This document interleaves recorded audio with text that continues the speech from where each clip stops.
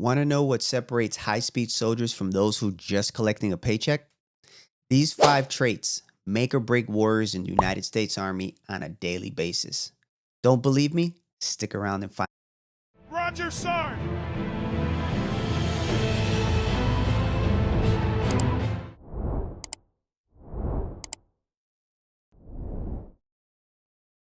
Welcome to the Roger Sarn podcast, where we talk all things Army. And I'm your host, Sarn Cruz. And today I'm giving you my opinion on what traits I think a high speed soldier displays, what makes them different from the rest of the crew, what makes them get noticed, and how does these make them shine more than those who aren't displaying these traits. Now, before I get started, I want to share some background on why I'm saying this. Because after being in more than 5 duty stations, 9 times out of 10, the troops that shine the most are the ones that display these 5 traits that I'm about to tell you. They make the most out of their opportunities, and it gets them noticed sooner than later. Believe it or not, leaders do reward dedication. Now, without further ado, let's get started. Number 1, relentless discipline. High-speed soldiers don't just follow standards, they live the standard. And I know that sounds cliche, I get it, blah, blah, blah. But that's the honest truth, right? When it comes down to, I'm talking about when it comes down to grooming, when it comes down to doing PT, when it comes down to doing weapons maintenance, what they do is they operate and they execute everything with detail and precision. And when I say this, you're probably asking, why does this matter? And it matters because discipline creates reliability in chaos. I say again, discipline creates reliability in chaos.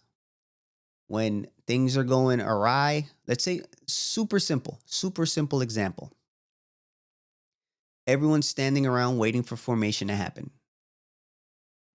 Have you ever noticed that even you see leaders, I'm talking about senior level leaders, they'll sit back and they won't do anything. When that high speed soldier takes that formation and gets everyone where they need to be and starts everything going, then you'll see someone else try and trump it, right? But until then, it's organized chaos and someone has to do it. And by doing so, it's going to earn the trust of leaders and, most importantly, your teammates. And I say most importantly because your teammates are the ones you work with on a daily basis. And those are the ones that are going to have to those are the ones that are going to have to know that you have their back.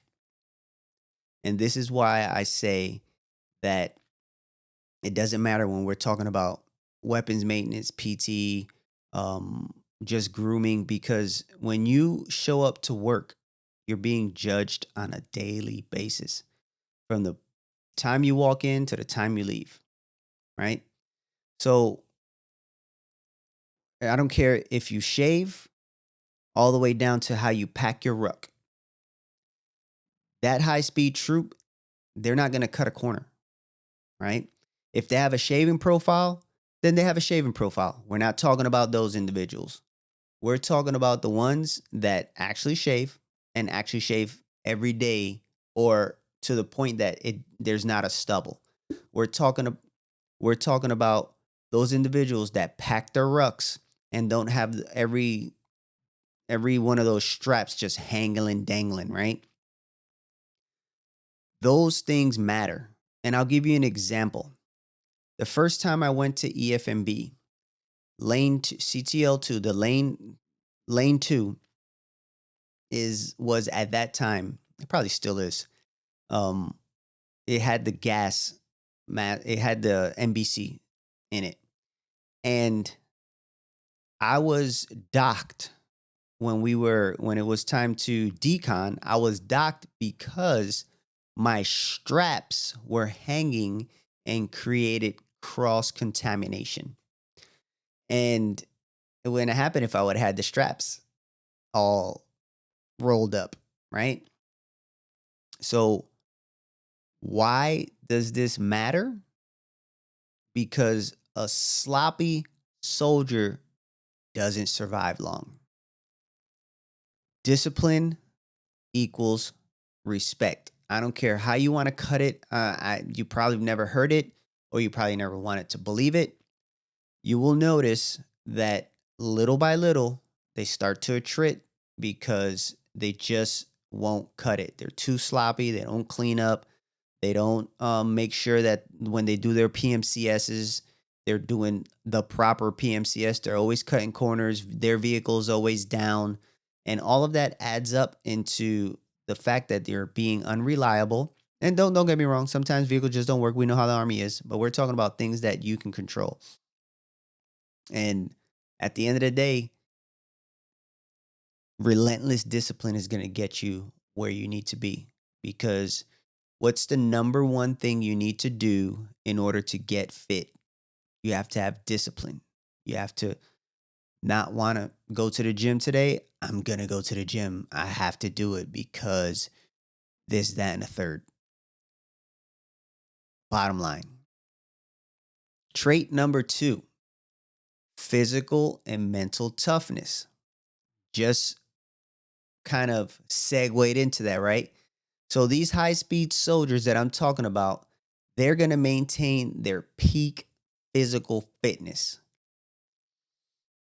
And I'm not saying, oh, well, you're talking about the big backs are not physically fit. I've seen multiple soldiers that you would say, you would look at them and you'd be like, I don't think they run really fast.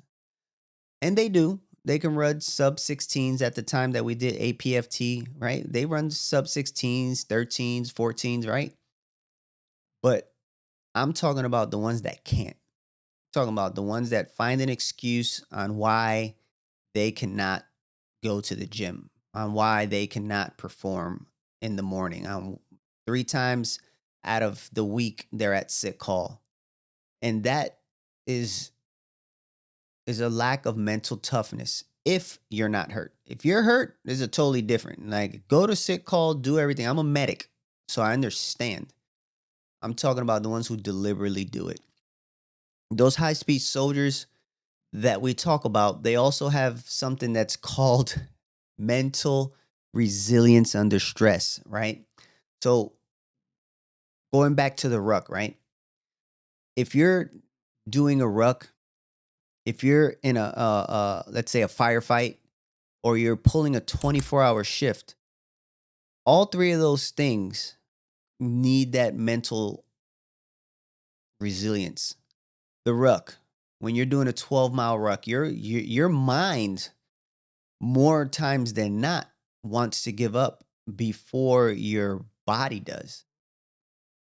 A lot in a firefight, you're probably going to be shit in your pants, and your mind is going to tell you, get cover, get yourself concealed, don't return fire, because if you get up, you're going to get shot. However, you know that your training has taught you better, and you have to be resilient under that stress. 24-hour shift.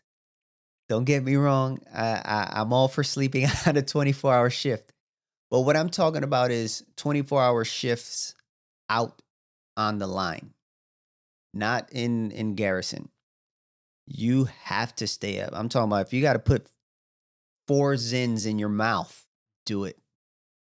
But these things are what an actual high-speed soldier displays. And why does physical and mental toughness matter? Because at the end of the day, the Army fights with the body and the brain. And if there's a weakness in either or, it can cost lives. That's literally it. Right? If your mind quits before your body is done, is I'm sorry, before if your mind quits before your body, you're done. That's it. You're done on that ruck march. You're done in that firefight. You're done in that on in your post 24-hour shift. You're done. Like you're not going to be able to get up. And high speed soldiers, they train hard. They sleep less a lot of the times. And at the end of the day, they push through the suck and they push through the suck without really crying about it. And I'm not saying that they never complain because I'm a lot of times I'm going to complain, but I'm still going to comply, right? So high speed soldiers, they're going to comply, but a lot of times they don't complain. They just be like, it is what it is. We got to do it. And at the end of the day, they know that nobody cares. They just work harder. That's it. And it sounds harsh, but this is what I've seen. This is what I've seen. I've literally seen. I remember one time I was coming in my very first duty station. This is where I missed my first calling to get in shape. And it took me a lot longer because I wanted to go out and party. I was walking out the barracks. I was with the 554 MP military police company in Stuttgart, Germany. War dogs. And PFC at the time, or maybe specialist de Villiers. He was outside. We had pull-up bars right out front. He was outside doing pull-ups. And I was like, what are you doing? Oh, he's like, I'm just working out. He said, you want to work out? I was like, nah, I'm good, right? And looking back at that, when I picture de Villiers at that moment, compared to what I saw him 3 years after that, 4 years after that, even now, dude is jacked. And I'm not talking about like crazy jack. I'm talking about like he's so tight, it looks like he can just pop at any given moment. And this is something that he knew. He knew nobody cares. Work harder. That's what he knew. The third trait is initiative and adaptability. So, high speed soldiers, these soldiers that set themselves apart, they anticipate what's needed. They're going to step up without being asked, and they really good at thinking on their feet. And these are all good traits because you got to think about it. It's really it goes really primitive in the Army network, in the Army growth spurt. When you anticipate a need, you're already ahead of the game. You're going to the board. Well, you're not told that you're going to the board, but if you anticipate the need, which is you need to go to a board to get promoted, you start studying without being told. When you know that something needs to get done, everyone's sitting around in the cough or at the motor pool, wherever, and you know something needs to get done, you're going to step up and say, hey, let's knock this out. And you know what's funny? If someone says something, people will just do it. You'll have your onesies and twosies that may not do it, but more times than not, individuals will just comply. They'll be like, all right, cool. I've been on my phone long enough. We've been bullshitting long enough. And that's the miracle. That's the funny part about the Army. Like, we complain about people don't want to do anything, but as soon as you tell them, hey, let's do it, a lot of times they'll just do it. They might bitch and complain, but they'll still do it. And the last point that I had said was thinking on their feet. Yeah, thinking on their feet. When you're in a board, you got to think on your feet because sometimes they're going to throw you questions out of left field that are not on the MOI. And if you have any type of experience, if you can a point of reference, you can refer to something that's happened to you, then that is going to help you a lot. And that's part of thinking on your feet. A lot of these troops, they don't wait for like the perfect orders. They just execute, adjust, and they overcome that situation. A lot of times what we're looking for is literally like the word for word op order, the word for word directive. Oh, I wasn't told anything, so I'm not going to do anything. Bullshit, right? many times people will be like, well, in the regulation, it doesn't say specifically this. Well, think on your feet, right? Adjust to it because you have what's called the judgment call to the regulation, black and white. And then you have a judgment call for those things that are not in there.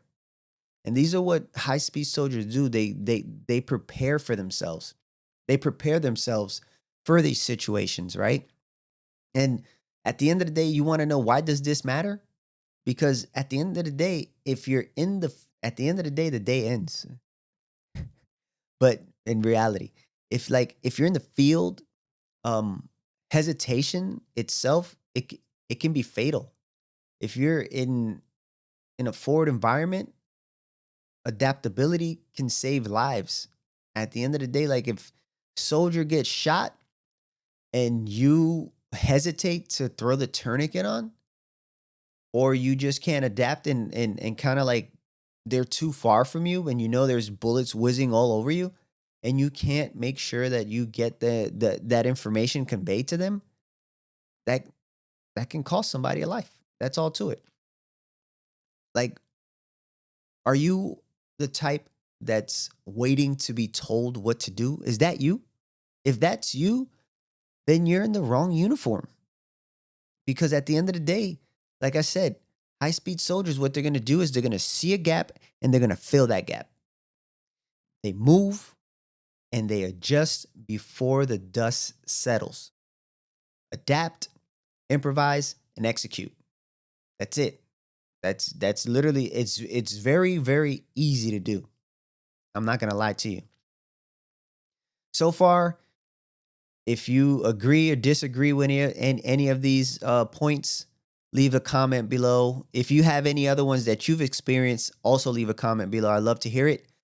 As you guys already know, if you've commented before, it may take me a couple days, but I get back to every single comment. If you make a comment from left field that I can't really answer because it'll put me in a compromised situation, I'm not going to answer it. I'll probably drop a like or whatever it is to acknowledge you, but that means that you passed the line. Okay. And leave a like, subscribe, and all that cool stuff. And if you're on the podcast, download and leave a review. All right, so back to business. Trait number 4 is team loyalty and selflessness. At the end of the day, that high speed soldier, they put the mission and they put their battle buddies before themselves. And it's kind of a leaders eat last mentality, right? Because high speed soldier sees the grand, this is my thought process, right? The high speed soldier sees the bigger picture. They see what that not high speed soldier sees, and they know how to comply with it, right? And they know that the team cohesiveness is pivotal to getting any mission done. They make sure that they build up others.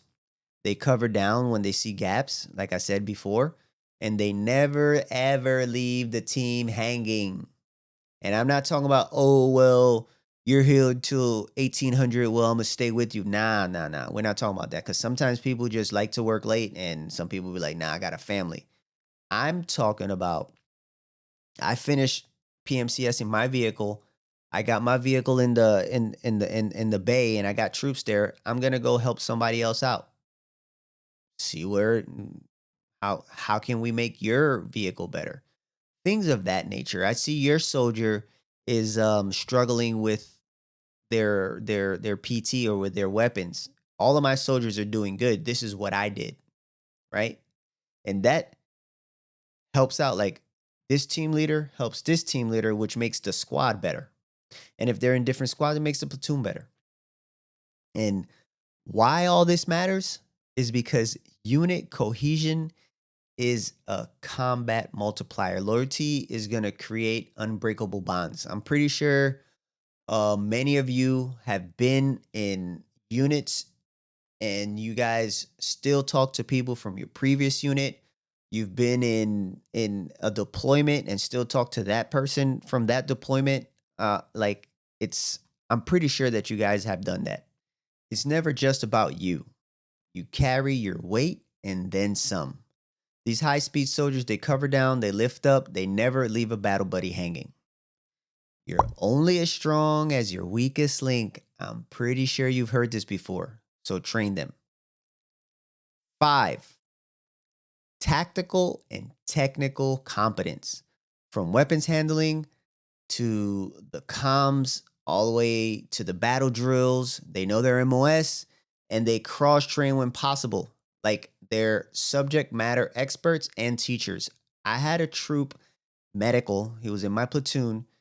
He The snipers needed a medic, the snipers wanted a medic, and he was the one that said, "Hey, I want to go with those guys." And I'm talking about snipers who sit there and they'll ruck 20, 30 miles a, a day. They'll ruck, like they just do endless crazy stuff. And he went there, cross trained, brought back some more information, showed us how to use their weapons, showed us how these guys camouflage things, so many things that he taught us. And that comes from them cross training with other MOSs. Why does this matter? Because you don't rise in the ranks or lead soldiers without mastering your craft. This is why senior NCOs are always sought out. At the end of the day, you have to know your MOS, know other people's MOS, whether it's clearing a room, calling for fire. High speed soldiers, they are sharp, they're skilled, and shall I say, they're deadly. Because whether it's like they can kill people or like they're deadly, meaning like they know a lot, right? Learn your weapon systems, or they learn your weapon systems or their weapon systems. Um, it's something that they do. And something I encourage you guys to do also is learn your weapon systems, learn your comms, be the go to guy, not the liability at the end of the day. Now, I want to hear from you. What do you think makes a high speed soldier? Drop your thoughts in the comments. And if you found this discussion insightful, check out my next video right about around here somewhere. And remember, you don't have to embrace the suck if you got the right tools in your ruck. I'm Sergeant Cruz, and I'll see you in the next one. Peace. Roger, Sarn.